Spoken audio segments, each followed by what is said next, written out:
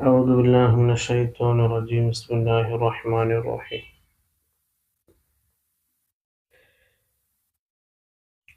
انظر إلى المرء هل علم له والتقى ولا إلى فخره بالنسب والعتر وأين در النشاء والقز والعسل كذا زباد وظفار من العطر كذا الزباد والظفار من العطر.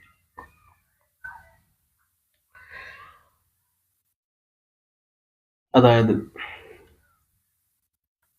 ഉള്ളുറ നീ ചിന്തിച്ചു നോക്കൂ. ഇലൽ മർഇ എങ്ങോട്ട്?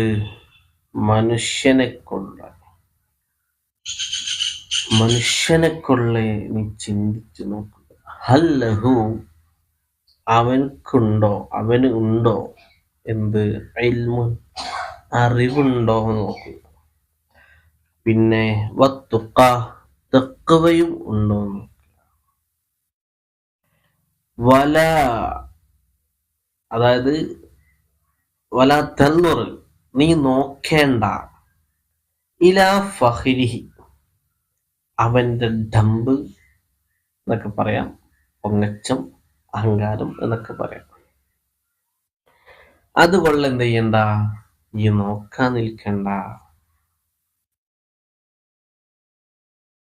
ബിൻ നസബി തറവാട് കൊണ്ട്. ഞാൻ കണ്ടല്ലോ, ഞാൻ വലിയ തറവാട്ടേരെന്നൊന്നും എന്റെ തറവാട്ടേര് തന്നെ അങ്ങനെയാണ് ഇങ്ങനെയാണ് എന്നൊക്കെ പറയും. ഞങ്ങൾ ഇവിടെ ആദ്യേ വന്നവരാണ്, ഇവിടെ ആദ്യേ ഉള്ളവരാന്നൊക്കെ പറയും. അപ്പൊ തറവാടിന്റെ മഹിമ കൊണ്ടും അതിന്റെ വലുപ്പം കൊണ്ടൊക്കെ ടീച്ചർ പൊങ്ങച്ചം കാണിക്കുന്നുണ്ട് അല്ലെ. വലിയ ഐത്തരി സന്താനങ്ങൾ കൊണ്ടും മക്കളെ പവർ പറഞ്ഞ് ഫഹർ നടിക്കും. ഇങ്ങനെയൊക്കെ തുടങ്ങിയ ഈ സംഭവങ്ങളിലേക്ക് എന്ത് ചെയ്യണ്ട, ഈ നോക്കണ്ടാന്ന്. അവനക്ക് ഇൽമുണ്ടോ നോക്കണം.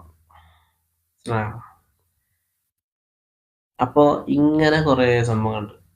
ഒരറിവൊന്നും ഉണ്ടാവില്ല, ആത്മീയമായിട്ടോ പോലെ ഒരു ഇതും ഉണ്ടാവില്ല. എന്നാലും ഭയങ്കര നമ്മളെ തന്നെ ഒരു ജാടയാണ്, ഭയങ്കര അങ്ങനത്തെ കസ്റ്റ.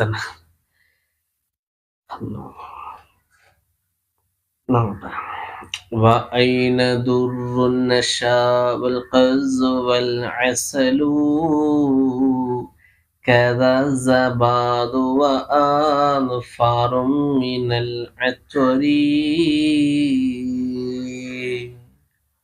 وأين എവിടെയാണ് ദുർറുൽ മുത്താകുന്നത്, നശാ അത് വളർന്നിരിക്കുന്നു അല്ലെങ്കിൽ വളരുന്നത്, വൽ ഖസ്സു പട്ടും, വൽ അസലു തേനും, കദാ ഇപ്രകാരമാണ്, അസ്സബാദു മെഴുകിൻ പുഴു, വഅൾഫാറുൻ അത് ഒരുതരം സുഗന്ധദ്രവ്യം. മനസ്സിലായ? ഒരുതരം സുഗന്ധദ്രവ്യാണ് എന്ത്? ഈ മെഴുകിൻ. മിനൽ ഇത്തിരി സുഗന്ധദ്രവ്യത്തിൽ നിന്നുള്ള ഒരു തരം സുഗന്ധദ്രവ്യം എന്ത്? അപ്പോ എന്താ പടം പറഞ്ഞു, നമ്മള് ഒരു വ്യക്തിയെ കുറിച്ച് അവന് ഇൽമും തഖ്വയുണ്ടോ എന്നാണ് നമ്മൾ എന്ത് ചെയ്യേണ്ടത്, ചിന്തിച്ച് നോക്കേണ്ടത്. അല്ലെങ്കിൽ സ്വത്ത് കൊണ്ടോ അല്ലെങ്കിൽ കുടുംബങ്ങളെ കൊണ്ടോ അവർക്ക് ഭയങ്കര സ്വാധീനമൊക്കെ ഉണ്ടാവും. പക്ഷെ അതെന്ത് ചെയ്യണ്ട, നമ്മള് വലിയ കാര്യാക്കണ്ട. മുത്ത്, അതുപോലെ നേരത്തെ പറഞ്ഞ പോലെ പട്ട്, തേന്, മെഴുകിൻ പുഴു, ഈ സുഗന്ധദ്രവ്യങ്ങളൊക്കെ ഉണ്ടല്ലോ, ഇവയൊക്കെ ഉത്ഭവസ്ഥാനം ഉണ്ടാവും, ഉറവിട സ്ഥാനം. അതെവിടെയാണ് നമ്മൾ ആലോചിച്ചിട്ടുണ്ടോ? ഇല്ലല്ല. അവയുടെ ഉത്ഭവസ്ഥാനങ്ങൾക്കല്ലല്ലോ പരിഗണന, ആണോ? ഈ മുത്തായാലും പട്ടായാലും ഇതൊക്കെ നിർമ്മിക്കപ്പെടുന്ന അവിടത്തേക്കാണോ പരിഗണന? എന്തിനാണ് ഈ മുത്തുകൾക്കൊക്കെ പറഞ്ഞ പോലെ. അപ്പൊ അവയുടെ ഉത്ഭവസ്ഥാനങ്ങൾക്ക് പരിഗണനയില്ലാതെ ആ പ്രൊഡക്റ്റിന്, ആ സംഭവങ്ങൾക്ക് പരിഗണന ഉണ്ടാവുണ്ടല്ലോ. ആ മുത്തുകൾക്കും പട്ടിനും ഈ പറഞ്ഞ സുഗന്ധദ്രവ്യത്തിൽപ്പെട്ട എന്താണ് പുഴു, ഇതിനൊക്കെ ഇതിന് ഒക്കെ എന്ത് ചെയ്യുന്നുണ്ട്? പരിഗണന ഉള്ള പോലെ പണ്ഡിതന്റെ കുടുംബവും തറവാടും നീ എന്ത് ചെയ്യണ്ട?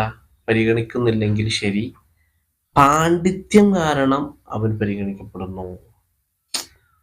പിന്നെ അപ്പൊ അവന്റെ ഉത്ഭവസ്ഥാനങ്ങൾക്ക് പരിഗണനയില്ലെങ്കിലും അവൻ പഠിച്ച അറിവിന്, ആ പാണ്ഡിത്യത്തിന് പരിഗണനയുണ്ട്, പരിഗണിക്കപ്പെടുന്നു. അപ്പൊ ഇൽമ് ഭയങ്കര സംബന്ധമാണ്.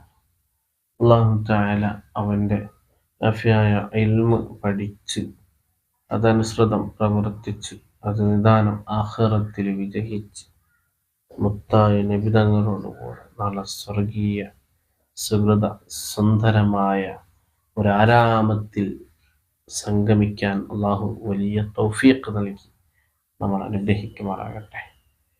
അള്ളാഹു തആല നമ്മൾക്കൊക്കെ